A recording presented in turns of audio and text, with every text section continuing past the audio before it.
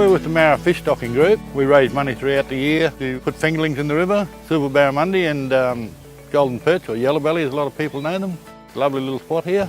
In conjunction with Apex of Moura, we look after the park here. It's a free park. There's electric barbecues, they're free. Cold shower, you just got to pay for the hot showers, they're $1. Everything else is free. We have up to 73 vans here a night. They all love it. We've had weddings out here. We've had family reunions out here. We have children fishing coaching days here. No matter what we're doing, we have a good time. One of our local cotton growers, Greg Hutchison, he said there's a grant coming available and it all stemmed from there. Well, as you see, the grass is not the greenest up there.